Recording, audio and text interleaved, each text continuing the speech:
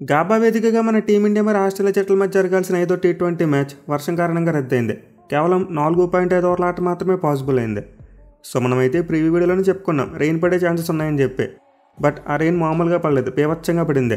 అది కూడా ఉరుములు మరియు మెరుపులతో కూడిన వర్షం. సో దీంతో ఏ పాయింట్ ఆఫ్ టైంలో కూడా మ్యాచ్ని రీస్టార్ట్ చేసేందుకు ఛాన్స్ దొరకలేదు. ఇన్ఫ్యాక్ట్ వర్షం ఆగుతుందని చెప్పి ఒక 2 గంటల పాటు వెయిట్ చేశారు. బట్ అయినా కానీ వర్షం ఆగలేదు. సో దీనివల్ల ఇంక మ్యాచ్ను పూర్తిగా రద్దు చేశారు. అదే వర్షం ఆగుంటే ఖచ్చితంగా రీస్టార్ట్ అయ్యేది. ఎందుకంటే గాబాలో డ్రైనేజ్ సిస్టమ్ చాలా బాగుంటుంది. బెంగళూరు చిన్నస్వామి స్టేడియంలో ఎలాంటి డ్రైనేజ్ సిస్టమ్ ఉందో ఆల్మోస్ట్ అలాంటి సిస్టమ్ ఇక్కడ ఉంది. దీంతో వర్షం కనుక ఆగుంటే వితిన్ 15 మినిట్స్ గేమ్ రీస్టార్ట్ చేసి ఉండేవారు. బట్ బ్యాడ్ లక్ కొద్దీ ఎక్కడ కూడా వర్షం ఆగలేదు. At the same time forecast చూసుకున్నంత మంచిగా లేదు. అంటే నైట్ మొత్తం వర్షం పడేలానే చూపిస్తుంది. సో దీంతో ఆస్ట్రేలియా టీంకు సిరీస్ని డ్రా చేసుకోవడానికి కూడా ఎక్కువ ఆపర్చునిటీ పోయింది. ఈ మ్యాచ్ రద్దవడంతో మన టీం ఈ సిరీస్ను 2-1 తేడాతో సొంతం చేసుకున్నారు. అయితే రద్దయిన మ్యాచ్లో మన టీమిండియా ఓపెనర్స్ చాలా మంచిగా బ్యాటింగ్ చేయడం చూసాం. సో దాని గురించి మాట్లాడుకుందాం. అయితే దానికంటే ముందు టీం సెలక్షన్ గురించి కూడా డిస్కస్ చేసుకోవాలి. ఎందుకంటే 5వ టీ20 మ్యాచ్ కోసం మన వాళ్ళు ఒక మార్పు చేశారు. తిలక్ వర్మని పక్కన పెట్టి రింకు సింగ్ని తీసుకొచ్చారు. సో ఈ మార్పుకి మన కెప్టెన్ చెప్పిన రీజన్ ఏంటంటే తిలక్ వర్మకి రెస్ట్ ఇచ్చారంట. అంటే తిలక్ వర్మ 3 ఫార్మాట్స్లో ఆడేస్తున్నాడు, అందువల్ల వర్క్లోడ్ ఎక్కువైపోయిందా? ఈ సిరీస్లో అతను ఆడింది కేవలం 3 టీ20 మ్యాచ్లు మాత్రమే. ఫస్ట్ మ్యాచ్ అలానే రద్దు అయిపోయింది. ఇక అంతకు ముందు చూసుకుంటే అతను ఆడింది ఏషియా కప్ మాత్రమే. అంటే 1 మంత్ గ్యాప్ తర్వాత ఆస్ట్రేలియాకి వచ్చి 3 టీ20 మ్యాచ్లు ఆడగానే అతనికి రెస్ట్ ఇవ్వాల్సిన పరిస్థితి వచ్చిందా?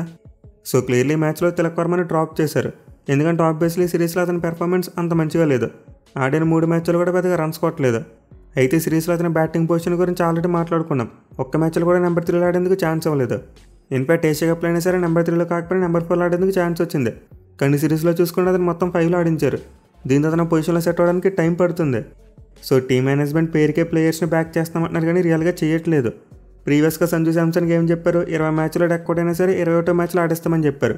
కానీ సిరీస్లో చూసుకుంటే 2వ మ్యాచ్లో అతను సడన్గా నెంబర్ 3లో పంపారు. అండ్ ఆ మ్యాచ్లో ఫెయిల్ అవ్వగానే టీంలోంచి తీస్తారు. అండ్ ఇప్పుడు చూసుకుంటే తిలక్ వర్మ విషయంలో కూడా సేమ్ స్టోరీ. అతను బ్యాక్ చేయలేదు. 3 మ్యాచ్లు సరిగ్గా ఆడకపోయేసరికి తీస్తారు. పైకి రోజు చూసుకుంటే తిలక్ వర్మ బర్త్డే అంట. సో అతని బర్త్డే రోజే మన టీం మేనేజ్మెంట్ అతని టీం నుంచి డ్రాప్ చేశారు. కానీ పేరుకి మాత్రం అతనికి రెస్ట్ ఇచ్చామని చెప్పారు.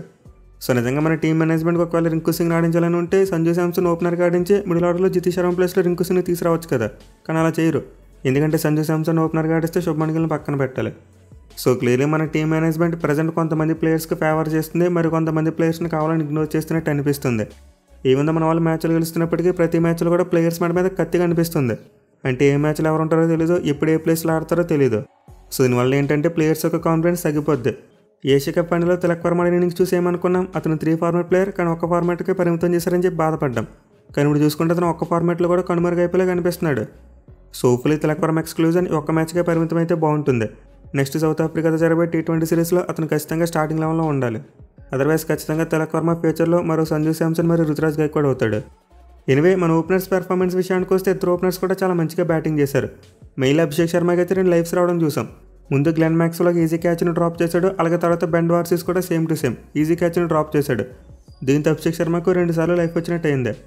సో ఈ లైఫ్స్ తర్వాత అభిషేక్ శర్మ బ్యాటింగ్లో మంచి రిజం కనిపించింది. మెయిల్ ఒక 6 కొట్టాడు. అండ్ ఓవరాల్గా చూసుకుంటే 13 బంతుల్లోనే 23 పరుగులు చేశాడు. వేరేస్ అతని ఎండ్లో శుభ్మన్ గిల్ మాత్రం మైండ్ బ్లోయింగ్ బ్యాటింగ్ చేశాడు. లాస్ట్ మ్యాచ్లో అతని మీద క్రిటిసిజం వచ్చింది, 46 రన్స్ కొట్టినప్పటికీ స్లోగా ఆడాడని చెప్పి, అంటే తక్కువ స్ట్రైక్ రేట్తో బ్యాటింగ్ చేశాడని చెప్పి. సో దాని ఎఫెక్ట్ ఏంటో తెలియదు కానీ ఈ మ్యాచ్లో గిల్ అయితే చాలా డిఫరెంట్ వేలో బ్యాటింగ్ చేశాడు. స్టార్టింగ్ నుండి బౌలర్స్ని అటాక్ చేస్తే చాలా అగ్రెసివ్గా కనిపించాడు. మెయిన్లీ బెన్ వార్సిస్ వేసిన 3 ఓవర్లో చూసాం 4 4లు కొట్టాడు. అండ్ ఇందులో హ్యాట్రిక్ ఫోర్స్ కూడా ఉన్నాయి. సో ఈ మ్యాచ్లో శుభ్మన్ గిల్ బ్యాటింగ్ అయితే టాప్ మ్యాచ్లో కనిపించింది. ఆ టైమింగ్ కానీ బ్యాలెన్స్ కానీ షార్ట్ సెలెక్షన్ కానీ అన్ని స్పాట్ అని కనిపించాయి. ఇన్ఫాక్ట్ కేవలం 16 బంతుల్లోనే 29 పరుగులు చేశాడు. అంటే 180+ స్ట్రైక్ రేట్తో బ్యాటింగ్ చేస్తున్నాడు. సో దీంతో బ్యాటింగ్ చూసి గిల్ ఖచ్చితంగా భారీ స్కోర్ కొడతాడేమో అనుకున్నాం. మెయిన్లీ గత 17 వైట్ బాల్ ఇన్నింగ్స్లో చూసుకుంటే అతనికి ఒకటి కూడా 50+ స్కోర్ లేదు. దీంతో మ్యాచ్లో స్ట్రీక్ రన్ చేస్తాడు, ఒక మంచి భారీ ఇన్నింగ్స్ ఆడతాడేమో అనుకున్నాం. అయితే అతని దరిద్రం వర్షం రూపంలో వెంటాడింది. సేమ్ ఫస్ట్ టీ20 మ్యాచ్లో కూడా ఇలాంటి బ్యాటింగ్ చూసాం. కేవలం 20 బాల్స్కే 37 రన్స్ కొట్టేశాడు. బట్ అలాంటి టైంలో వర్షం వచ్చి తన ఇన్నింగ్స్కు బ్రేక్ వేసింది. సో సిరీస్లో Shubman Gill first match and last match ఈ 2 మ్యాచ్లో చాలా అద్భుతమైన బ్యాటింగ్ చేశాడు. మోస్ట్ ఇంపార్టెంట్ అతని బ్యాటింగ్ చూసి భారీ ఇన్నింగ్స్లో పక్కా అనుకున్నాం.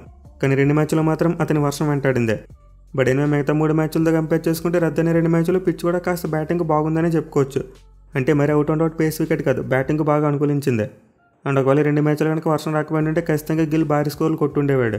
పర్టికులర్గా తన 180+ స్ట్రైక్ రేట్ ఏదైతే ఉందో దాంతో అందరికీ సమాధానం చెప్పుండేవాడు. కానీ అతని బ్యాట్లో కొద్ది 2 మ్యాచ్లు వర్షం కారణంగా రద్దయిపోయాయి. బట్ ఎనివే తను కొట్టిన రన్స్ అయితే ఖచ్చితంగా తన కెరియర్ స్టాట్స్కి యాడ్ అవుతాయి. అంటే వర్షం కారణంగా మ్యాచ్ రద్దయినా సరే ఆ మ్యాచ్లో ప్లేయర్స్ నమోదు చేసిన ఫిగర్స్ ఖచ్చితంగా వాళ్ళ స్టాట్స్కి యాడ్ అవుతాయి. ఇన్ఫాక్ట్ ఈ సిరీస్లో player of the series award Abhishek శర్మకి ఇచ్చారు. ఓవరాల్గా ఈ సిరీస్లో 163 రన్స్ కొట్టి టాప్ స్కోరర్గా నిలిచాడు. అండ్ ఈ 163 రన్స్లో తన ఫస్ట్ మ్యాచ్లో కొట్టిన రన్స్ ఉన్నాయి, అలాగే లాస్ట్ మ్యాచ్లో కొట్టిన రన్స్ కూడా ఉన్నాయి. సో దీంతో మీరు వాడు గుర్తుపెట్టుకోండి, మ్యాచ్ ఏ కారణంగా రద్దయినా సరే ఆ మ్యాచ్లో ప్లేయర్స్ యొక్క పెర్ఫార్మెన్స్ ఖచ్చితంగా వాళ్ళ కెరీర్ స్టాట్స్కి యాడ్ అవుతాయి. ఎనివే మన వాళ్ళైతే ఎట్టేగాని మరో సిరీస్ గెలుచుకున్నారు. ఆ పోస్ట్ 2024 వరల్డ్ కప్ తర్వాత స్కై మ్యారో గంభీర్ నాయకత్వంలోని మన టీమిండియా ఏ సిరీస్ కూడా ఓడిపోలేదు. ప్రతి సిరీస్లో కూడా డామినెన్స్ కొనసాగిస్తున్నారు. మేలా విన్ పర్సెంటేజ్ అబోవ్ 80 ఉంది. సో మన వాళ్ళు లాస్ట్ ఇయర్ సౌత్ ఆఫ్రికా వెళ్ళి అక్కడ సౌత్ ఆఫ్రికా మీద సిరీస్ గెలిచారు. అండ్ ఇప్పుడు ఆస్ట్రేలియా వచ్చి ఆస్ట్రేలియా మీద కూడా సిరీస్ గెలిచారు. దీంతో ఖచ్చితంగా మన టీమిండియా కాన్ఫిడెన్స్ స్కై రాకెట్లో ఉంటుంది. అలాగే నెక్స్ట్ సిరీస్లు చూసుకున్న సౌత్ ఆఫ్రికా మరియు న్యూజిలాండ్ ఆడబోతున్నారు. విచ్ మీన్స్ ఈ 2 సిరీస్లో T20 వరల్డ్ కప్ ముందు మనకి చాలా మంచి ప్రిపరేషన్ అవుతాయి. బట్ 8 సిరీస్లో అయితే బ్యాటింగ్ విషయంలోని క్వశ్చన్ మార్క్స్ ఇంకా అలానే ఉన్నాయి. అంటే స్కై మరియు గిల్ దగ్గర నుంచి ఆ పెద్ద ఇన్నింగ్స్లు చూడలేకపోయాం. కేవలం ఈ సిరీస్లో అభిషేక్ శర్మ మాత్రమే తన ఫామ్ని కంటిన్యూ చేశాడు. ఇన్ఫాక్ట్ మన టీమిండియా చివరిగాడిన 3 సిరీస్లో కూడా అభిషేక్ శర్మనే టాప్ స్కోరర్. అంటే ఆడిది స్టార్టింగ్ ఇంగ్లాండ్ టీంతో ఒక T20 సిరీస్ ఆడాం, అందులో అభిషేక్ శర్మనే టాప్ స్కోరర్. అలాగే తర్వాత ఏషియా కప్లో చూసుకున్న, ఇప్పుడు ఆస్ట్రేలియా సిరీస్లో చూసుకున్న అభిషేక్ శర్మనే టాప్ స్కోరర్. సో నిజంగా అభిషేక్ శర్మ అయితే బ్రిలియంట్ ఫామ్తో మన టీమిండియాని ముందుండి నడిపిస్తున్నాడు. తన అద్భుతమైన బ్యాటింగ్తో ప్రతి మ్యాచ్లో కూడా మన టీమిండియాకి చాలా మంచి స్టార్ట్స్ అందిస్తున్నాడు. అది కూడా తన పని చాలా కన్సిస్టెంట్గా చేస్తున్నాడు. ఈ సిరీస్లో అతను యావరేజ్ చూసుకుంటే 40 కంటే ఎక్కువ ఉంది. అలాగే స్ట్రైక్ రేట్ చూసుకున్న 160+ ఉంది. సో అభిషేక్ శర్మ అయితే ప్రజెంట్ మన టీమిండియాకి the best T20 batsmen. Even ఈ మ్యాచ్లో ఇన్నింగ్స్ ద్వారా తన T20 కెరీర్లో 1000 పరుగుల మార్కును అందుకున్నాడు. అది కూడా కేవలం 528 బాల్స్ మాత్రమే ఆడే. సో ఇప్పటివరకు T20 ఇంటర్నేషనల్స్లో ఏ బ్యాట్స్మెన్ కూడా ఇంత ఫాస్ట్గా 1000 రన్స్ కొట్టలేదు. ప్రీవియస్గా రికార్డ్ సూర్యకుమార్ యాదవ్ పేరు మీద ఉండేది. అతను 573 బాల్స్లో 1000 రన్స్ కొట్టాడు. బట్ ఈ మ్యాచ్ ద్వారా అభిషేక్ శర్మ ఆ రికార్డును బ్రేక్ చేశాడు. కేవలం 528 బాల్స్లోనే 1000 రన్స్ కొట్టేశాడు.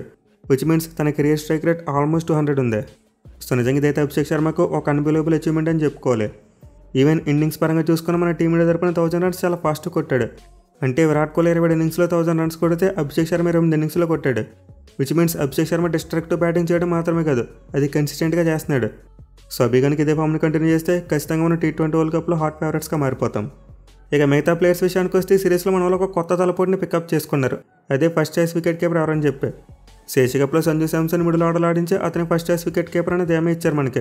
మరి ఇప్పుడు చూసుకుంటే మాత్రం ఈ సిరీస్లో ఒక మ్యాచ్లో ఫెయిల్ అవ్వగానే అతను పక్కన పెట్టేశారు. అండ్ జితేష్ శర్మ చూసుకుంటే ఒక మ్యాచ్లో బాగా ఆడాడు, ఒక మ్యాచ్లో ఫెయిల్ అయ్యాడు. సో దీంతో ఇప్పుడు మళ్ళీ ఫస్ట్ చాయిస్ వికెట్ కీపర్ ఆడే దాని మీద క్వశ్చన్ మార్క్స్ వస్తాయి. అంటే మనకు T20 వరల్డ్ కప్లో సంజు శాంసన్ వికెట్ కీపింగ్ చేస్తాడో లేకపోతే జితేష్ శర్మ ఆడతాడో చెప్పలేం.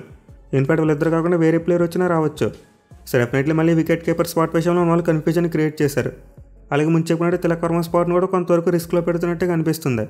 సో డెఫినెట్లీ బ్యాటింగ్ విషయంలో మన టీమిండియా మిడిల్ ఆర్డర్ మీద క్లారిటీ లేదు. ఎప్పుడు ఎవరు టీంలో ఉంటారో తెలియదు. అలాగే ఉన్న వాళ్ళు ఏ పొజిషన్లో ఆడతారో క్లారిటీ ఉండదు.